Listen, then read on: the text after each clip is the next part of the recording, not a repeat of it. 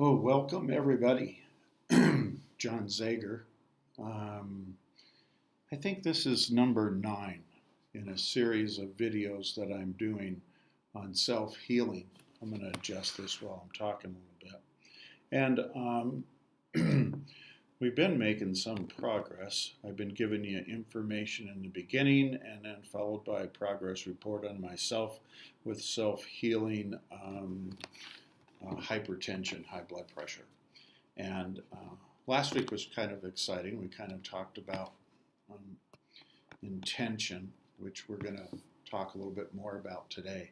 That seems pretty important. So, um, in my research over the past week, I ran across some really interesting things that I think would be beneficial for us to go through. And the first one, and again, our main topic today is around intention. Um, the intention we have with getting well and how it actually works, and what are the different processes and what are the tools, and how do people actually get well? I mean, that's a huge thing, and there seems to be quite a bit out on the internet with various professionals, doctors and such. I am not. I am a clinician, 38 years clinical psychology.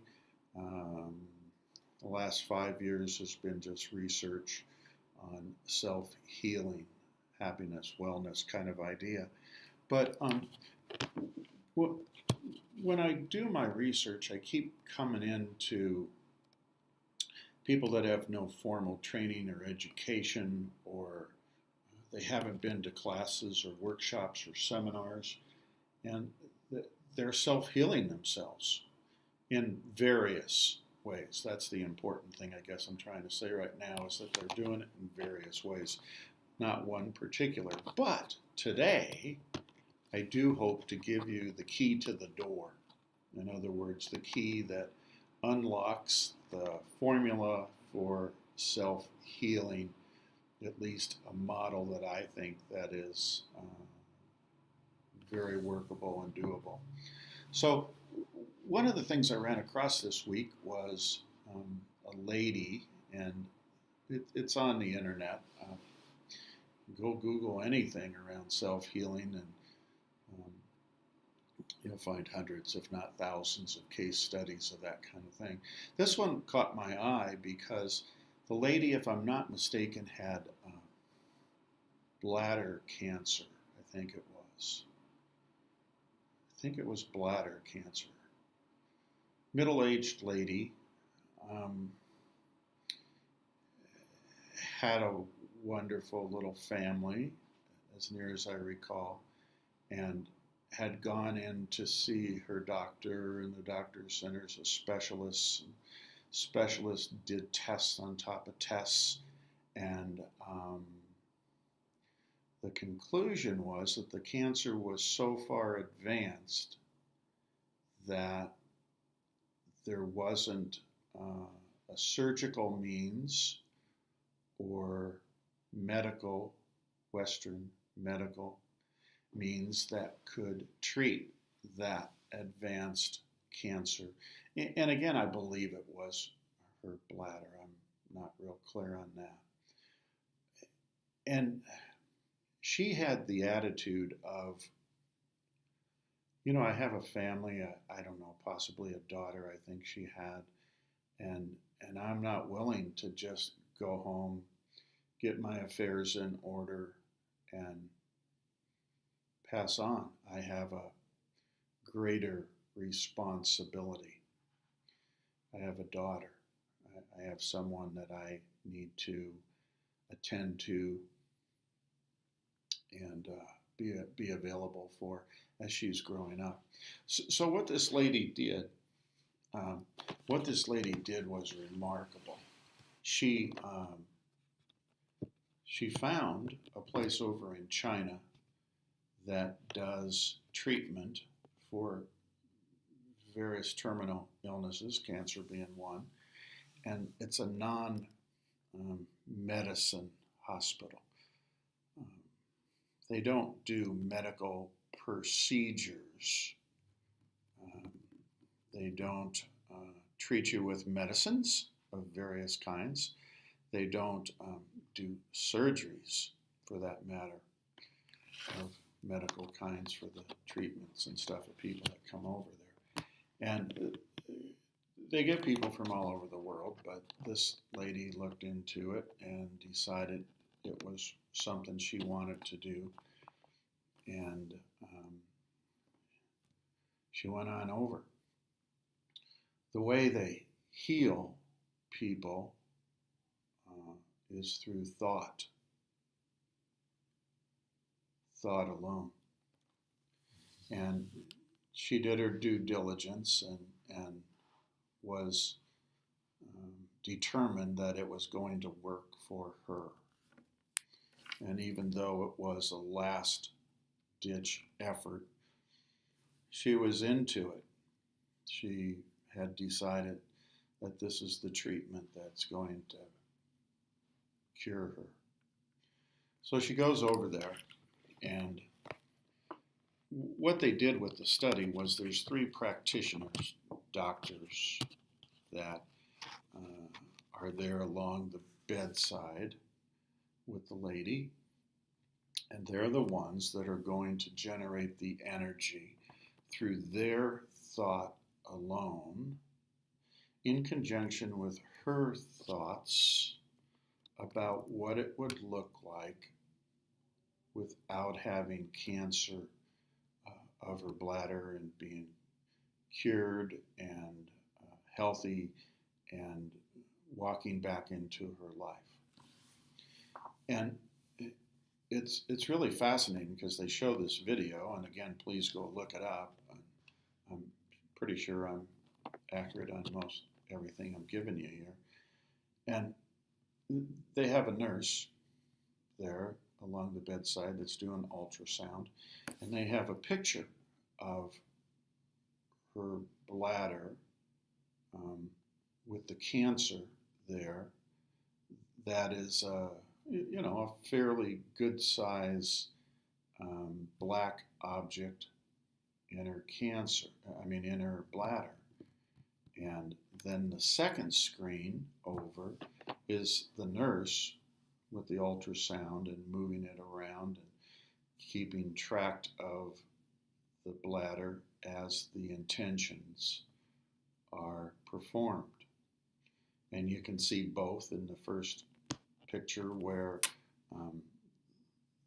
the cancer is pretty large, and then in the second one, which she's actually doing at the time live, it's the same size. And what'll happen is that these 3 practitioners start focusing their thoughts and energy on her healing. And the way it's described is that they are picturing her healthy, well, and back in her life without cancer. And the lady is laying there, and of course, her intentions are exactly the same, and her energy is focused on eliminating the cancer in her bladder. As it goes on, it takes 3 minutes, and these 3 practitioners start chanting. The word or chant they use, I guess, is not important. It's just the 3 of them agreed to use this one word or a couple words together in order to increase the energy and the intention in healing and eliminating her cancer. And the lady was not part of the chanting, but she just laid there with her full intention of being cured. And it went on for 3 minutes, and here's the nurse with the ultrasound picture, and she's going around and keeping track of it, and you can see the cancer there. And then out of the sky blue, the cancer spot, which is this black round area within the bladder, starts going down and reducing in size, smaller and smaller. And the chants get stronger and stronger and louder and louder. the three practitioners from China, are very intent with their thoughts in eliminating this cancer, as is the lady. And towards the end of the 3-minute period, and it could have been any amount of time, it just so happens it took 3 minutes, you can see this cancer, which was probably the size of a golf ball as near as I could figure out, be reduced down in size to nothing, and it dissolves and disappears, and it cannot be found. So,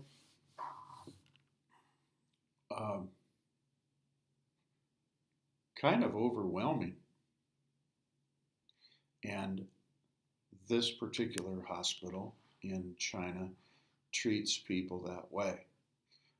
I don't know what their success rate is. I haven't gotten all of those statistics yet, but I'm sure if they have this facility over there and it's being funded, they're probably having some fair amount of success in order to continue. So there's other stories that were as spectacular as that one, but this is one I wanted to point out today. Here's the key to the door. This is about what we've been talking about for the past 8 weeks. Plus, a good example is this lady going to China and the 3 Chinese practitioners, through intention and thought, dissolved this lady's cancer, and it's not come back. Here's the key to the door that unlocks the mystery. And it's not mine. It's not mine. Now, I've used this same procedure when I was doing clinical stuff for 38 years. I just didn't know I was, using it. And I had a fair amount of good success with recovery. I was dealing with compulsive disorders, mental health issues, not physical ailments. I'm not an MD. But here's what it is.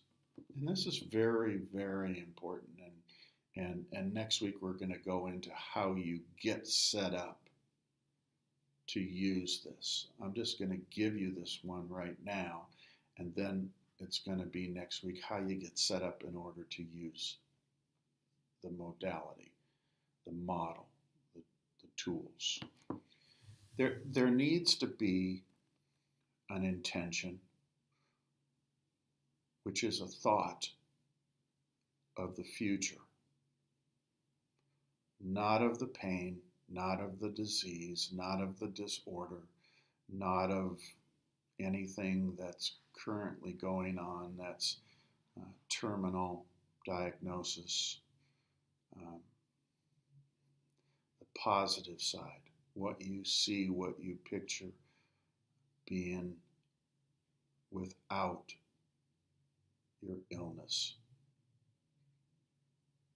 Okay? That's the intention. And the intention, you need to be in a certain mind frame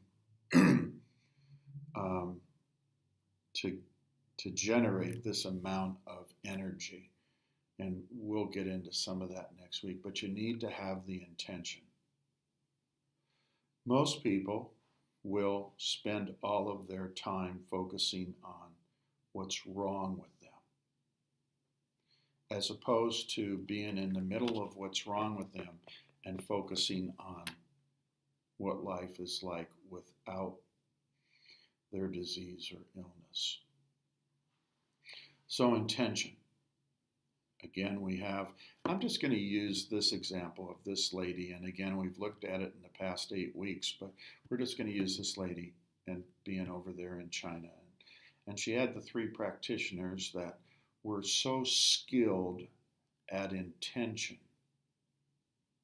that they were able to make matter almost like a wave, not particles, but energy and transfer it to the recovering person.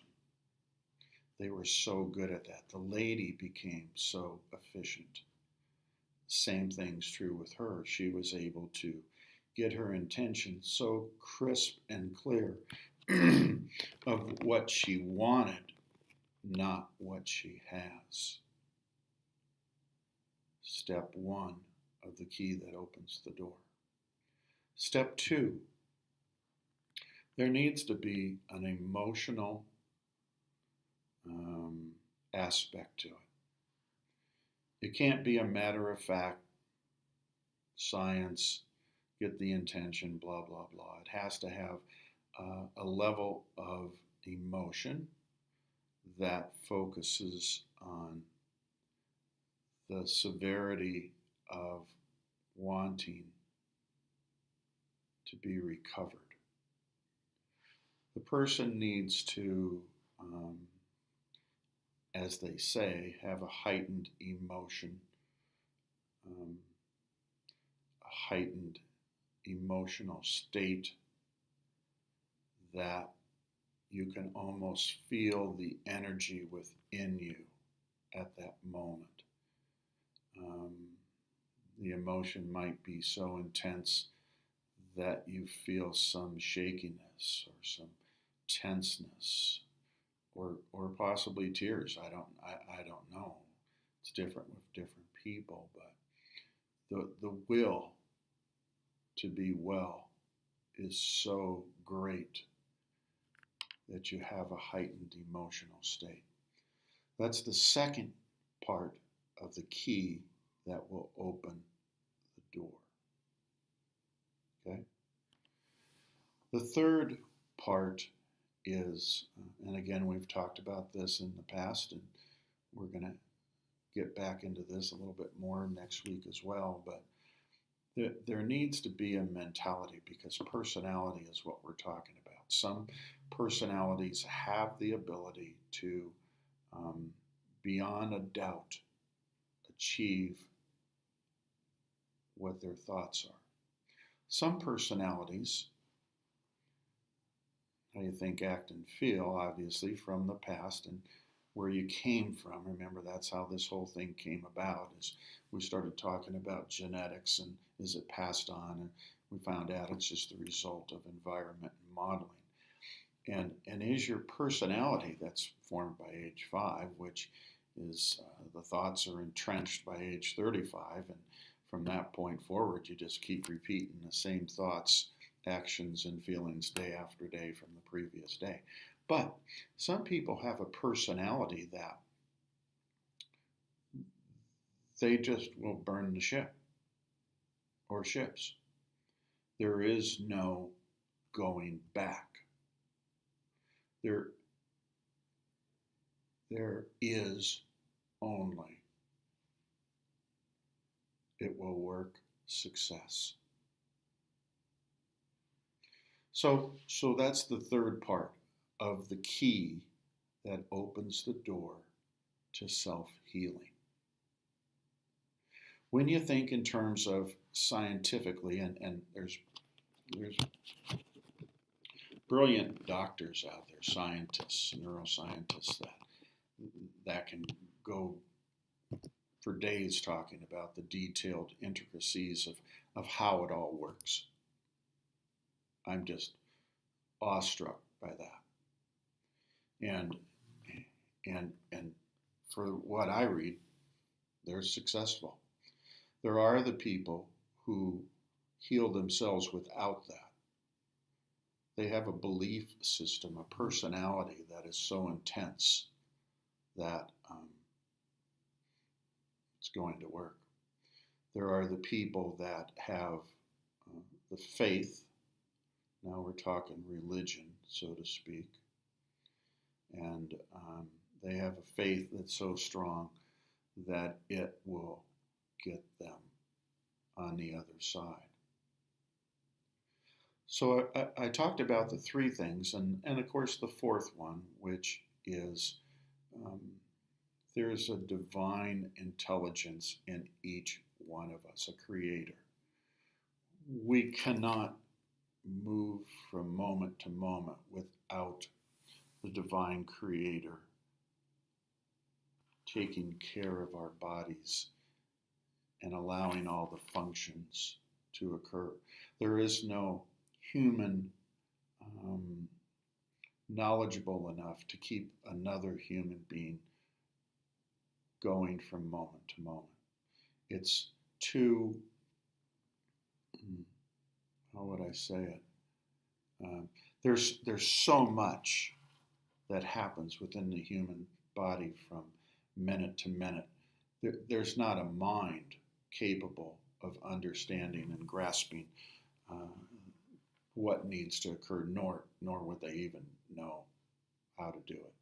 So there's a divine intelligence that's inside of us, and of course we need to be able to communicate with that divine intelligence. So that's the fourth and final part of the key that opens the door with self-healing. So very, very powerful stuff. Next week what we're going to do is we're going to actually set the scenario up for how you get to the point of utilizing those four aspects in self-healing. And gosh darn you guys, I just, this is the medicine of today, you know. The doctors and people today are great for fixing broken arms and that kind of thing, you know, immediate needs, but there's a more powerful form of medicine, neuroscience, that is happening right now today and is something we all need to switch over to. So, my progress. Blood pressure is dropping. I don't know. It's not going up.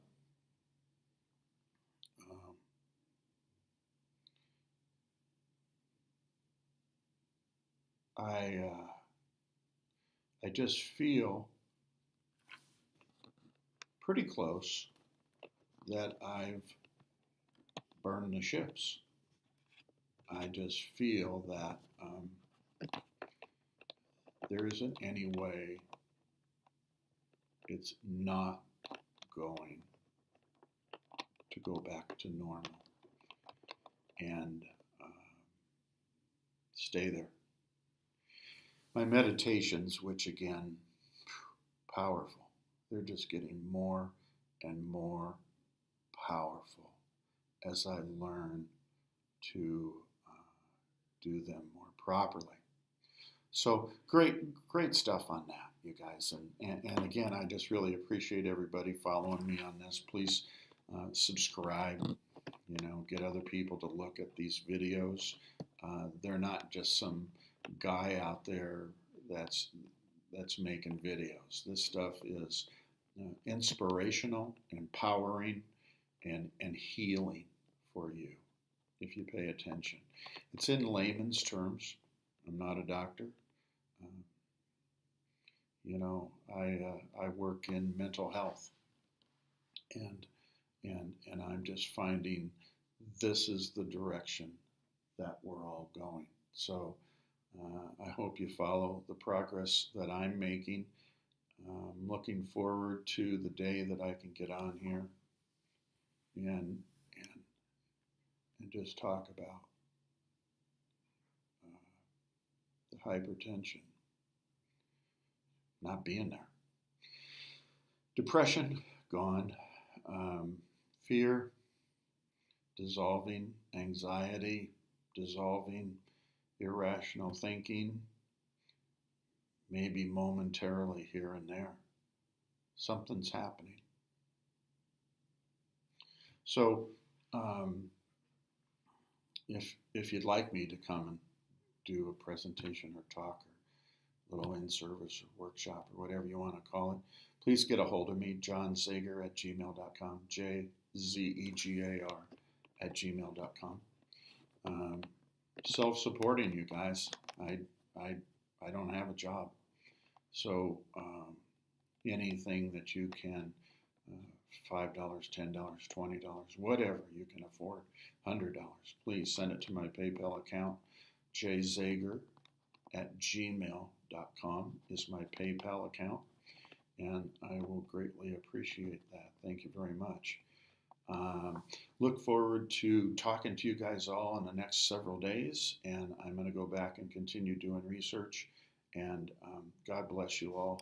Have a great week. Thanks.